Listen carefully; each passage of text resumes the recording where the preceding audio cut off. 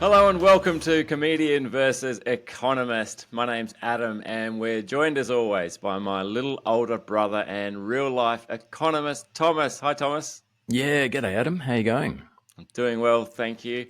As always, we're looking at charts on the show. If you want to follow along, you'll find them on Facebook and Instagram at CVE Podcast, as well as on the CVE page of the Equity Mates website. That's just a reminder to me, note to self, update the website. But massive show coming up, Thomas. An unregulated crypto betting exchange predicts we'll see a Russia-Ukraine ceasefire this year. Markets seem to respond positively to this very, very dodgy data.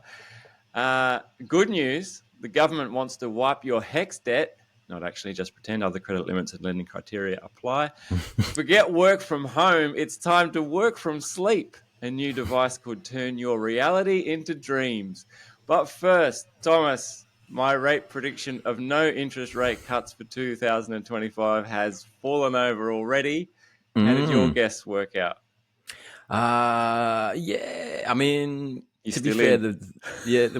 yeah. I mean, the RBA did telegraph this one pretty clearly to the people who were paying attention. Well, in Yeah, fairness, they've done that in the past, and then shock horror, yeah. it hasn't worked out that way. So It's true. It's true. Yeah, but I mean, markets were giving it a 93% probability before Tuesday's meeting.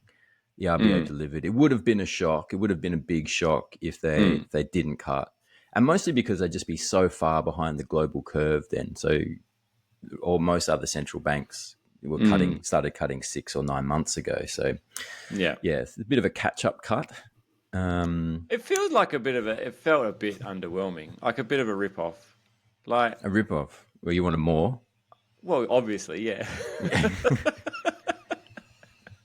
I think we all did. I don't think I'm a criminal for wanting a higher interest rate cut. No, I don't know. It just didn't feel like much. Like after, like interest rates have like 41x'd from where they were like 2 years ago. And now Yeah. we get like 0.25. This feels like walking into a shop that's got like a 10% off store-wide sale. And you go buy something for like $80 and it's like, oh, you get it. It's only $72 now. It's like, oh, okay. Yeah. I hate the way numbers work too. All I'm Yeah. saying is I Yeah. hope to see more cuts. I hope to see more. Well, I mean, yeah, yes. I mean, you might hope to that. And it's interesting because markets have wound back their expectations for rate cuts this year. So they were looking for 4. Now they're sort of pricing in 3, maybe 2. And that's because the governor came out. Well, there's a statement and the press conference that followed the announcement. The statement was quite bullish, saying like, there's a lot of risks remain. The governor's statement was also saying, I think markets are being a bit optimistic, looking for 3 rate cuts. I don't see that happening. 3 more rate cuts. I don't see that happening myself. Right. Yeah. So markets have sort of since pared back their expectations for this year. Why are we not looking at 3 more rate cuts? Well, it's interesting. So the key thing that the RBA is pointing to is the unemployment rate. So they also adjusted down their forecast for the unemployment rate. They had it getting to 4.5% by the end of the year. Yeah. Now they've dialed that back to 4.1%. So it's quite a bit of a stronger outlook for the jobs market. And that's what they're saying. Like, well, unemployment's very low, jobs market's very tight. That creates some risks, which I think is kind of silly in a way. Like, and I think some bond traders are just saying like, you just don't believe the RBA at all, because like the unemployment rate got down to 3.5%. We didn't get a wages breakout at 3.5%. It's not clear to me we're going to get a wages breakout at 4.1%. Like, what's going to change? It's going to give us the wages breakout, which leads to inflation. And that's how a low unemployment rate translates into inflation, which changes the rates outlook, because it goes through wages. But there doesn't really seem to be any transmission through employment into wages at the moment. So Right. I think the RBA is just talking a big game, and I think we'll get three more. We You should get 3 reckon? more. I reckon so. I reckon the data is going to continue to surprise downside. Okay, this is my big call. inflation data, GDP data continues to surprise to the downside. RBA plays catch up. We get 3 more cuts by the end of the year. Ooh. That's my Right. that's my bet. That's my hot take. Okay. Because I did hear one person, I don't know who it was. They said that it could be inflationary for us to get this rate cut. So because cost of living crisis, whatever you want to call it, groceries and everything else are going up. That actually getting a rate cut now is not actually a good thing because we've still got inflation, and this will do nothing for inflation. This will keep pushing inflation up. Was that the So, RBA governor you were talking to? Sounds a lot like the point she was making. oh really? Yeah. No, it was a representative of the RBA governor on a talking head on a news program. Right. Right. Yeah. No, I mean that's what she's saying. Like inflation is forecast to come down into the target band, but it's not there yet. Cutting the rates we're moving from a very restrictive level to a less restrictive level. That's going to put in theory, less downward pressure on inflation, and we might not get back to the target band. And inflation, particularly if tariffs in the US and all that sort of stuff create a bit of chaos, then then inflation might lift again. Right. Okay. So that's no good. Well, no, that's right. Yeah, but you want inflation back in the target band, but inflation, I think, is on the way there, and I think the economic data is going to keep surprising to the downside. Right. Like the economy is still almost entirely propped up by the public sector. The market economy is pretty sick. The market economy is begging for rate cuts. Right. So, yeah. Okay. So still too many jobs. So a simple equation: if you want your mortgage to go down, quit your job. Yeah. Thomas, a lot of news, a lot of talk in the news about the war in Ukraine and Russia, and Donald Trump's come out saying that it was all Ukraine's fault. I mean, it's bizarre. Calling Zelensky a dictator in his latest post. It's just like, wow. Talk about a shift. There's a lot like then, victim blaming. A lot like... just kind of, like, yeah. Didn't he say something like, well, you started it or something? It's your fault? Yeah, a little bit. Yeah, I think they're blaming Ukraine for it now. I mean, a total shift. I mean, like really just taking the Russian side, which I think has just like shocked everyone. It's like really just got not even like kind of walking it back a little bit, just like totally like going to the polar opposite of America's previous position. Yeah. It's kind of just staggering.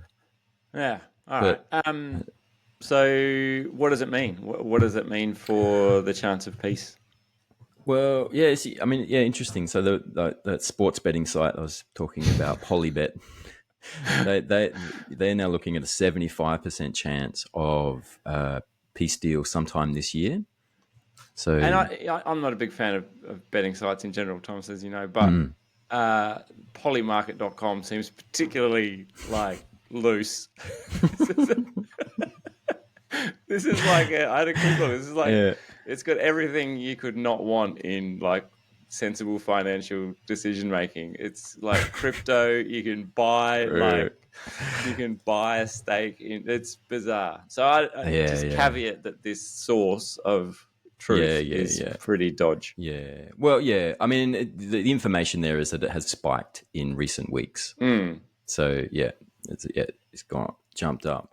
But also, like, markets are taking it kind of positively. So flows into European markets are at a 2-year high. After pretty much for the past... I think most central bankers pay close attention to the crypto bros on polymarket.com and what they think about the chances of ceasefire and...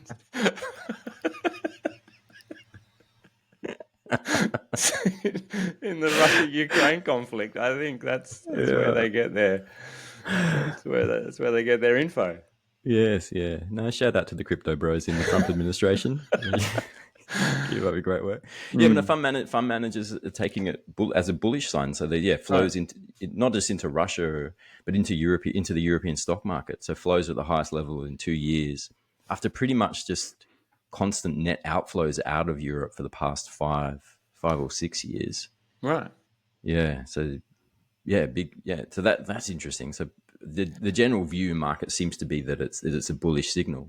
Goldman Sachs have an index that where they bundle together all the stocks that they think would do well in with a ceasefire, and that's up 13% in the past month.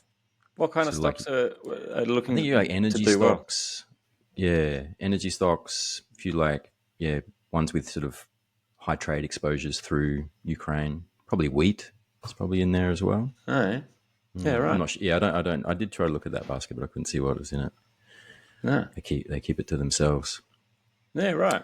Yeah. Um, so, So well, that'd be good news that's good news all around, right? Like, ceasefire is good news in itself because, like, we all want peace. And then, I mean, bad news for yes. people investing in, I guess, the, um, weapons industries. Yeah. Yeah. Yeah. I mean, it depends Not a how lot of we get. sympathy, to be fair. No. Oh no, these missile manufacturers have taken a hit. Yeah, they'll get some government subsidies or something. True. They'll be right. Mm. Yeah. No, I mean, but also it depends on how you get to peace. Like if it's just the wholesale carving up of Ukraine between Trump and Putin, Yeah. that's not a great outcome for Ukrainians. No, that's true. You would think. Mm. Yeah, but the other thing is, it's like for Australia, it's interesting as well because we have a lot of energy exports, and a lot of that depends on the global price, which depends, like on what's happening in Ukraine. But the economists at Macro Business, they reckon index of commodity prices. The RBA publishes this index of commodity prices. They reckon that'll fall by 50% if we get a ceasefire in Ukraine. Wow. It'll normalize energy prices. Yeah, So that right. would actually be kind of a negative shock for Australia in an odd way. Ah. Well, I mean, given we have to buy back our own energy on the global market, that's probably good news for us, right? Too, because Yes. Far out, yeah. They've started we building now an get import to we now terminal. get to sell it to ourselves cheaper than. Yeah. So No, we won't happen. Gas when cartel's you got that stitched up. when you're getting high on your own supply, it doesn't matter what the cost is. Welcome back. You're on Comedian versus Economist. Thomas, what the hex? What's going on with Hex? Yeah, so the government, so Treasurer Chalmers has instructed APRA, I think this is through the mechanism, to let the banks exclude HEX debts from their mortgage serviceability calculations.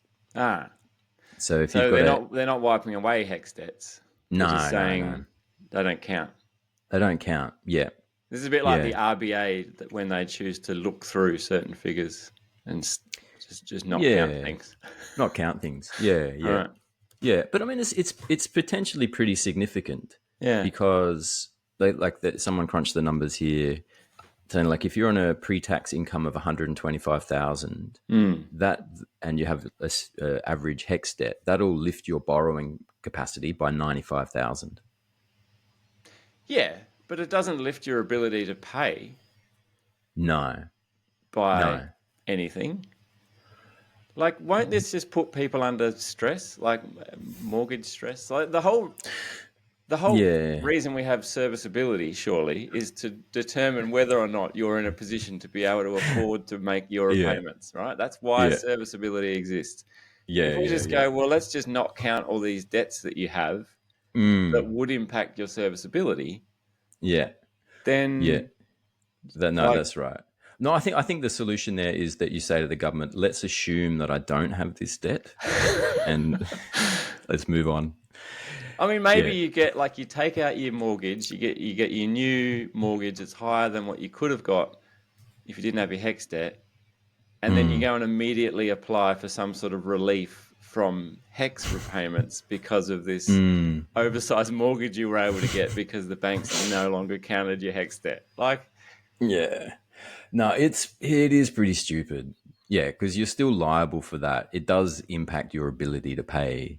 You can't just write it off. Like no one's letting you write off that debt. You've still got to come up with the cash flow each week to meet your mortgage and your debt repayments and your HEX, yeah. and your HEX. Yeah, that's right. So it's a weird one. I think there is a clause which I haven't seen understand saying like if it's expected that they're going to pay it off soon. So, Oh, but right. So if you're almost at the end of your HEX debt. But then there wasn't a definition that I saw on that. Like, so I think it sounded like they were giving the banks discretion. If you're like, yeah, you're only 3 or 4 years away from finishing your HEX debt, so we're just going to like ignore it or something. It's like, right. Yeah. This reminds me of the time Anna wore a really big jumper to our meeting with the lending manager from the bank when we went for our home loan, because she was pregnant at the time, but she didn't want to. Right. We didn't want to let the bank know that we had two incomes, one of which was going to be stopping very soon. Yes, yeah, yeah. But I think it's yeah. You roll the dice. We got the loan and we got through it. Yeah. But wash a few nappies. But yeah, sure. Yeah, but I mean, if there's an argument saying like that, those serviceability caps are there to stop people getting into trouble and getting more debt than they should get. So like if there's a problem with that, like change the calcs. Like this sort of excluding a certain bit's a bit funny. And the other thing is, it's like with all affordability measures that increase people's ability to borrow. It doesn't help affordability, because all you do is create more competition in those market segments that those people are trying to get into. Yeah. And in a tight property market, that competition just bids up the price and no one's better off. You just have more expensive houses. And that's true of all demand side policies, housing policies. Yeah, but the banks get to write bigger loans, Thomas. That's true. Banks win every scenario, actually. Funny how that works. I saw some stat, like, I can't remember the exact number, but like NAB made like $15 million a day over the last reporting period. They mint it. They mint it. So this is certainly good news for banks. Good news for banks. Yeah, price positive. Go long banks. Definitely. Go long banks. So... And once again, Thomas, checking in on this one. This is a device, a lucid dreaming device that's scheduled to launch this year, 2025. This is a bizarre device that claims to enable, facilitate lucid dreaming. What's going on? Yeah, it's the company called Prophetic. Their Halo. They started as Prophetic and then last year rebranded as Prophetic AI. Which is always a sign that there's a quality company there. Apparently something to do with AI, even though it's like literally a physical device. But yeah, they've got a device called a Halo, which is a non-intrusive neurostimulation device. And apparently it like helps you access lucid dreaming states. Right. Very good. Well, yeah. I mean, if the success of ResMed's devices is anything to go by, then this could be huge. Yeah.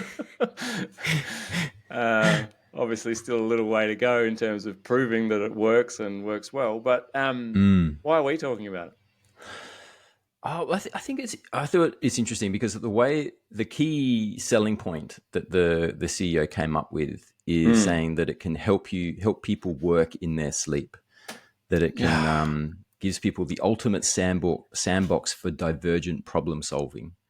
So that's the angle he's gone with. And it's not just fun to lucid dream, that you can access productivity in your dream and be a better worker or get more done. What a depressing thought. It's a dystopian there's nightmare. been a movement to try and minimize like the right to switch off and all that sort of stuff. People are like, I just want to finish work for the day, go home and have a nap.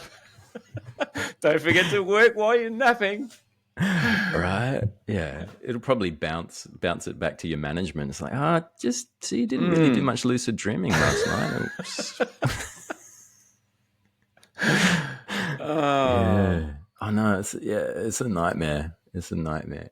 And I think the thing I think is what this points to, which is interesting, is that like initially, like to an individual, that sounds like it's good. It's like you're trying to get ahead at work. You're trying to work your way up the top. You can pull some productivity out of your sleeping hours, and that might get you ahead. But what happens you get this rat race dynamic is if everyone in your organization is lucid dreaming to get stuff done, you now have to lucid dream as well in order to just to keep up. Just to keep up. Yeah. Yeah. And so we end up exactly where we were, like all the relativities hold. We're now just all having to work in our dreams. I mean, one of the big criticisms of AI is that it hallucinates. Like, so if you produce a report that was written by AI, some of it might just be completely nonsensical and made up. Can you imagine the quality of the reports coming out of the lucid dreaming space? What is this garbage? Something about an elephant. And what do you? Yeah. Why is your mother in here? Oh man, it's gonna be. I don't know. Is it gonna have apps? I wonder. Like, does this any mention of? Because that's what's gonna happen. That's what will happen next. Is people will like put on this lucid dreaming device. They'll go to sleep, and they're supposed to be working, but they'll just end up like just scrolling Facebook and Instagram. using the apps they've sideloaded into their lucid dreaming work device. All of a sudden, management will be like, "Hey, we're gonna have to put some firewalls or something in place to stop people using social media apps inside their lucid dreaming space when they should be working." They should be working. Oh my god. People start trying to Skype off from lucid dreaming work. Oh man. It's a fun world we live in. I know. What a nightmare. But I think this is why, like, you know, the push for the 4-day work week and all of that is actually really important, because the rat race will always eat into your time. Unless there's like a collective decision to sort of, and collectively we just hold the line and go like, nah, we're not, you know, sort of like the 8-hour workday, the 5-day work week. Those things were won. Like, they weren't the norm. Like, people had to get together and fight for those and win those. Without that collectively holding the line and saying, yeah, let's not turn our dreams into workspaces. Like, it just bleeds into that, and we don't end up. No individual ends up better off, but we all give up our leisure time and our free time and our sleep time. Yeah, that was the last bastion of free time that work can claim. I think it's yeah. We need the right to stay asleep. Right to sleep. Yeah. The right to sleep. It reminds me. I flew back from London once. I went on a trip to London, and the night before I flew back, I had this really vivid dream that I like woke up, got on the plane, flew home like 15 hours or whatever, Oh, really?